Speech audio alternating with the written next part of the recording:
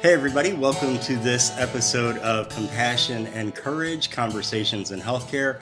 I'm your host, Marcus Engel, and this is the podcast that teaches compassionate communication, provides perspective, and inspires resilience. And we're going to touch on all of those things today with my guest, Hannah Fowler, who is a nurse. Hannah, thank you so much for spending some time with me today.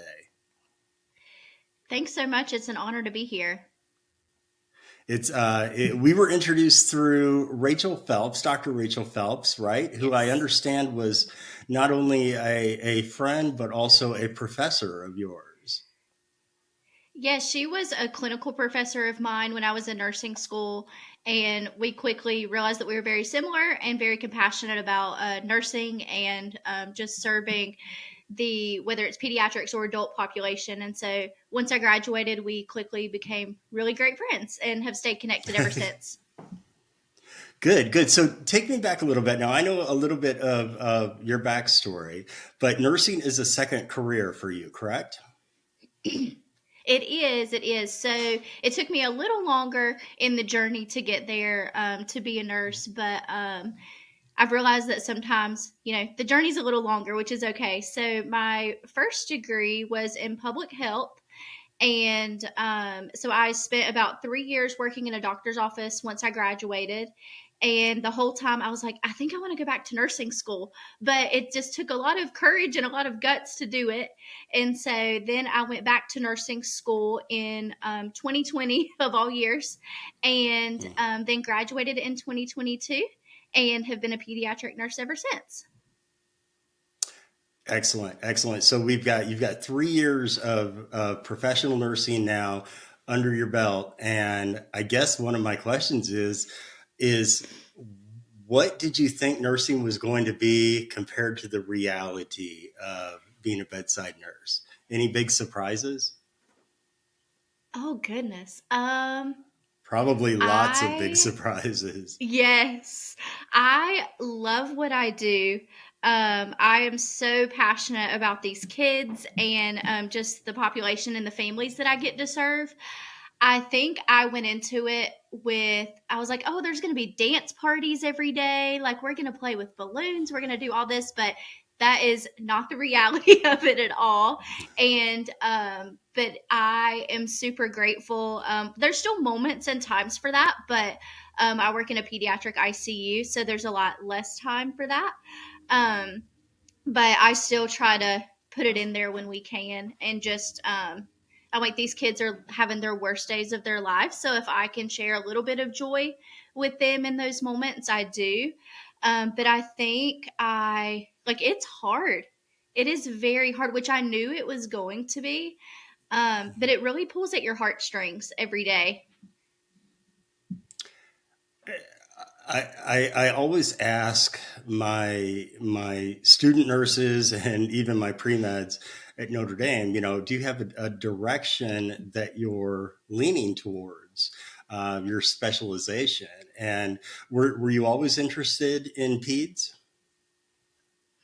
I was. So I knew that I either wanted to do like the neonatal ICU with the babies or the pediatric ICU. Just a little bit of my story, I guess, is I was born premature and spent a lot of time in the hospital, in and out of the hospital, probably until about elementary school age. And so had a trach for a few years, had a G tube that I was fed through for several years. And so through that experience, I knew that I always wanted to go back to a population that served me so well and showed me a lot of compassion. And so that was where I was trying to figure out. But I was touring between the idea of, do I want to do neonatals? Do I want to do more of the older kids? And I really love that in the pediatric, not the neonatal, the pediatric, it's a wide age range. So I could be taking care of a 2 year old in one room, but a 16-year-old in the other room. And so it's a wide range of knowledge, which I really, really love. And a different perspective of the 2 year old is going to be much different than the 16-year-old. And so I really, really love that as well. Yeah, wide variety there. I always think of peds. You have such a from infants basically to 17-year-olds with 364 days behind them. It Yes. is a wide range of population to serve there. Can I go back to a little bit of your personal story there? You Yeah, said that you were in and absolutely. out of the hospital a lot whenever before elementary school. Did the issues from premature birth, did they carry on after elementary, or were you? I don't want to say leveled out, but you know what I mean. Were you out of the woods of medical difficulties at that point? Yeah, for the most part, I had a trach until I was like two and a half. Um, and then I had a G tube until I was like four and a half. And so, once we overcome that, a lot of my difficulties stemmed from eye difficulties, and so I have what's called amblyopia in one of my eyes, and so my eyes. They've explained it to me over the years if my eyes aren't a pair, and so they kind of work separate from each other. And so, a lot of my surgeries in early elementary was like some eye muscle surgery and things like that. And which I've never known any different. And so I'm like, it doesn't affect me at all. And so, a lot of that, just in the compassion of that, a lot of those doctors and those nurses, I will never forget. And, that kind of is what led me to do what I do now of just there are moments that I remember, like my earliest memory, I do remember getting my G tube or gastrostomy tube out. And so, which is crazy that I was so young and I do remember that. But I'm like, there are things that really, you know, leave a lasting impression on you no matter what age you are. And so, I'm pretty much out of the woods with everything now. Um, Besides some like asthma, and the North Carolina weather does not like my asthma. And so, but other than that, yeah, I'm just extremely grateful to get to do what I do and be healthy enough to do what I do now. Boy, and I love stories like yours where we started out with some difficulties, not that different than my journey too. You start out with some difficulties, Mm-hmm. but inspires you to go on and give back and try to make somebody else's path just that much easier, right? Mm-hmm. Yeah, Very good much so. Very stuff. Good grateful. stuff. Yeah, yeah, good. I'm glad you're here, and I'm glad you're here to tell the story. Yeah, you too. You too. Absolutely.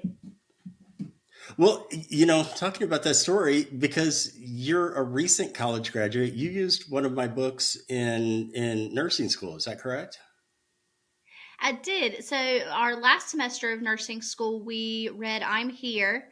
And it really, as I was reading it, I was like, I feel like I wasn't able to articulate like the kind of nurse that I wanted to be. And as I was reading it, with your story and with Jenny, and then I went on to read the other end of the stethoscope and reading about Barb and everything. I was like, yes, like this is it. Like this is the kind of nurse that I really want to exemplify in my practice and just my career. And I loved it. I was probably the biggest fan in the class. You have to read a book in You're so school and they're like, "Oh, sweet. another book." And I was like, "Y'all, everybody needs to read it. Don't just act like you read it. Like actually read it." And yeah, I think about it a lot. I've shared it with a lot of my coworkers. And just very grateful for your writing and how that has impacted my career as well.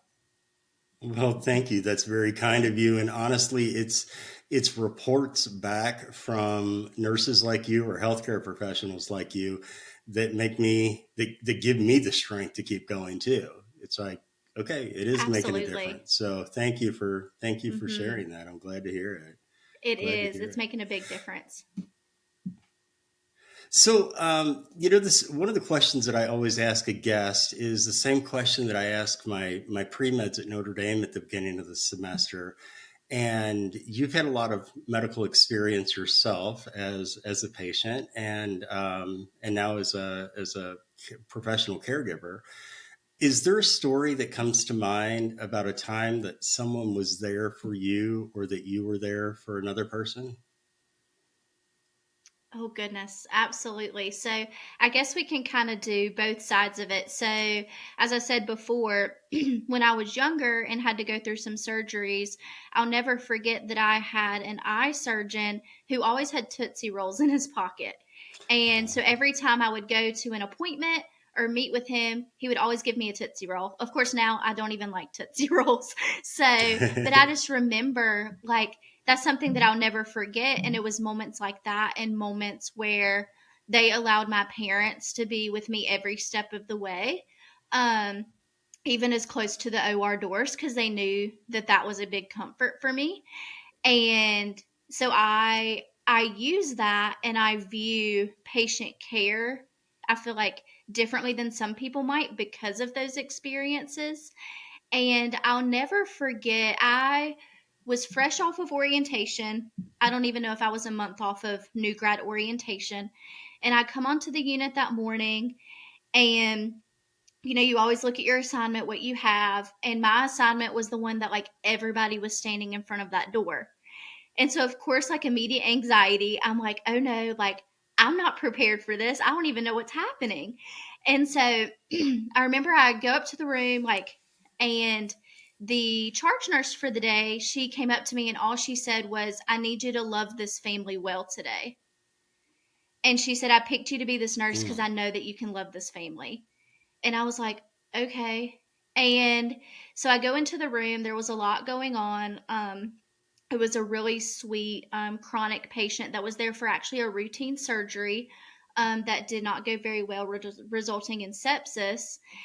And immediately I noticed that the father was sitting there and he was just boo-hooing, like, and it of course broke my heart. But I was like, okay, I need to focus. Like, you know, uh, there's a lot of skills that go into it, and that's the struggle of the ICU, is like you don't always have those moments to like step away in comfort and be there. But if I can take, even 30 seconds or 10 seconds to be like, hey, my name's Hannah, I'm the nurse today, I'm here with you all day.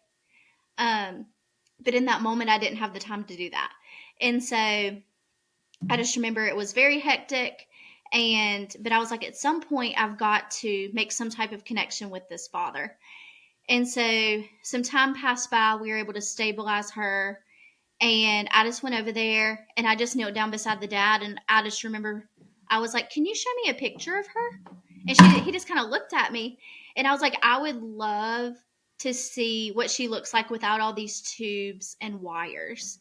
And something, my faith is extremely important to me, so I definitely feel like it was a moment of that was like a prompting from the Lord that I needed to do that. And so he just lit up and he was like, yeah, let me show you all these videos and pictures.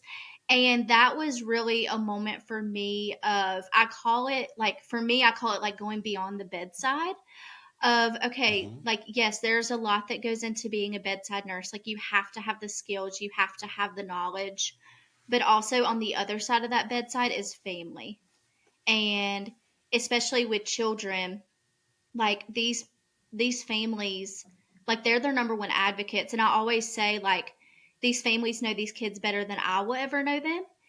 And so in this moment, if I can get to know their child, even if they're intubated and sedated, like, what does it look like to still talk to them about their favorite TV show or their favorite sport or things like that? Because that helps me to get to know them too. And because they are human and I want to treat them with decency. And so thankfully she got better, and I got to have her a lot on days that I worked, and just built a really sweet connection with that family that I still stay connected with through social media.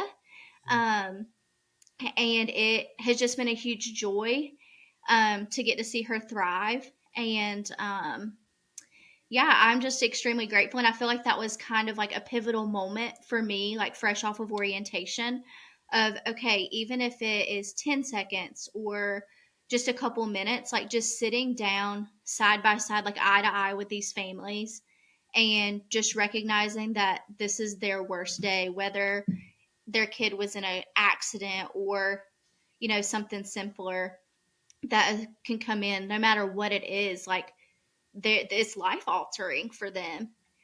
And just recognizing that if I can be there on their worst days and make it a little better and not just overlook them because there's so much going on. And it doesn't have to be like a full blown conversation, like I've realized, because some days you just don't have time for that, in the busyness and the acuity of it. But just understanding that, like, they deserve respect and they deserve compassion and to be loved well in those moments, has been a huge difference for me. That's a great story, and thank you for sharing that. I go back to what a wise sage of a charge nurse who comes up and says, not take care of this family well, or be sure that this patient has all their needs met, but she said, love on this family, right? Yeah, Love on this yeah, family. that was huge. That was huge for me, because that really is a goal of mine, but it is often hard in a setting that has such high acuity and such high stress to find time for that, especially when emergencies happen and you have to be, on your A game all the time.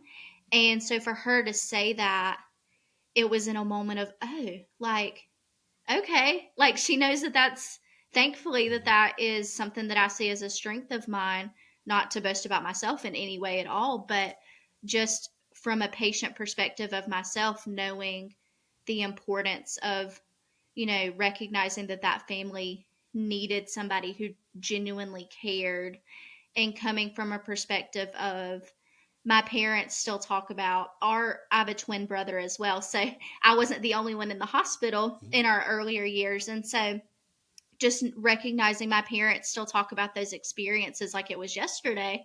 And so, and they, are still in connection with some of the nurses and some of the doctors and things like that. And knowing that that left such an impact on their life, and the importance of being seen and known when your child is so sick, that I want to show the same when I can in moments of hardship. Your parents have to be very proud of you.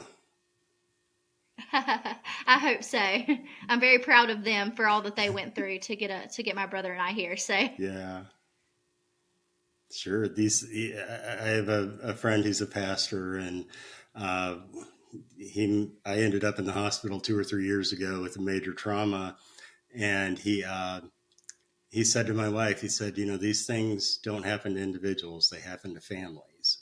And I thought that absolutely. is such a profound statement. How much the family is integral in not only that patient's healing, but even in the chronic illness or the injury that brought them to the hospital in the first place, right? Hmm. Absolutely. So can we step out of the hospital, and can you tell me a little bit about it's Camp Victory Junction? Is that right? It is. It is. So this is a camp. It's in Randleman, North Carolina.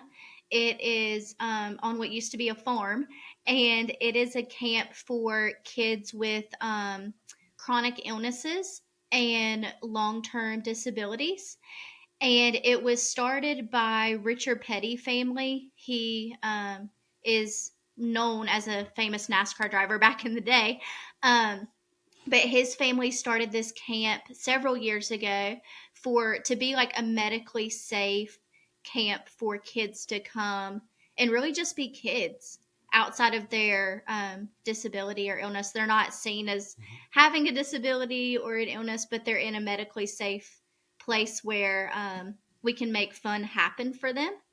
And I have had the joy of volunteering there and am actually planning on serving as one of their nurses on staff this summer, which is a huge transition for me, but I'm super excited. And it is something that is extremely passionate to my heart and really healing after seeing kids that have very similar diagnoses or chronic diseases that come through the hospital, and then they come to camp and we're putting them on a zip line very safely.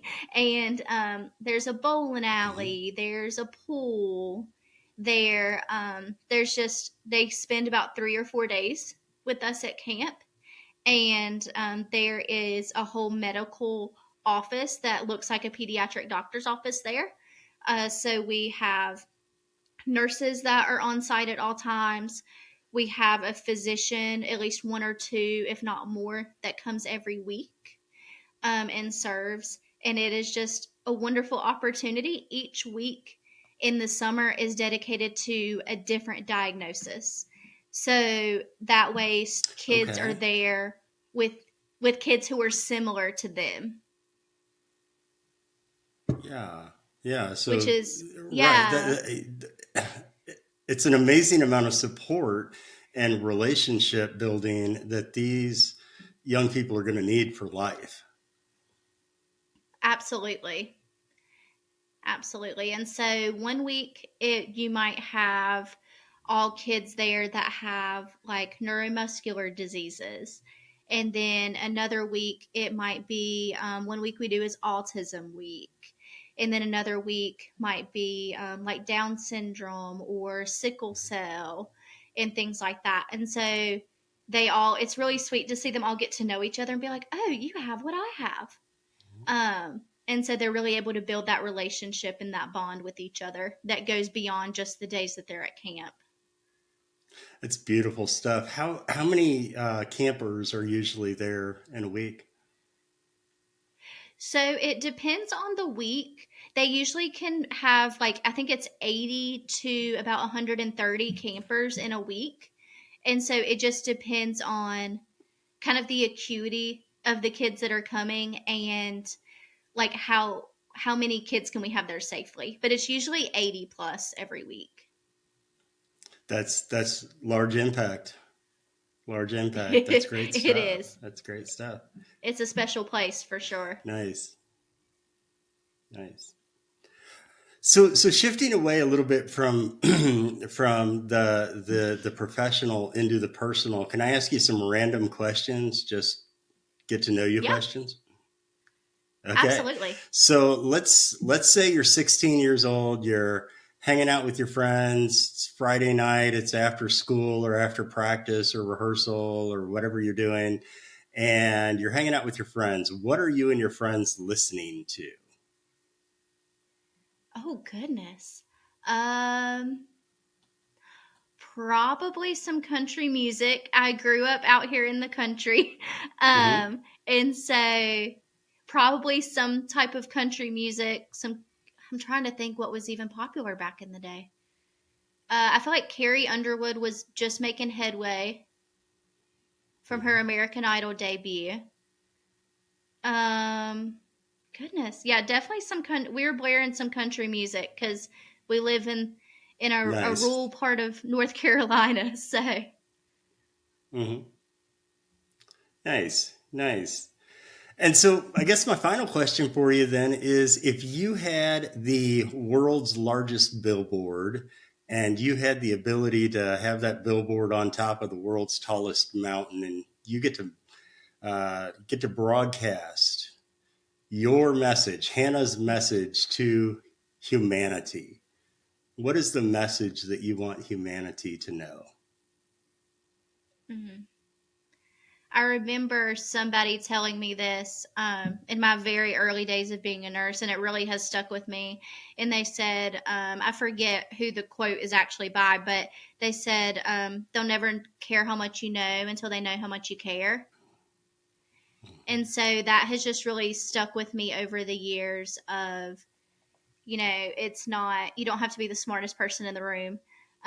You just have to care well and do your best at it. And I remind myself all the time that, I chose my profession and my specialty because of how much I deeply love and care for these kids and their families. And so yeah, that's definitely what I would put. I'd probably put it right in front of a hospital. Nice, nice. And speaking of pediatrics, That I don't way know if you can everybody hear can this in see the it. background, but nice, nice. That's a great place for it. And I don't know if you can hear it in the background, but I have a brand new grandbaby who is downstairs right now, who's apparently not very happy, and Oh, you might be able to hear some crying.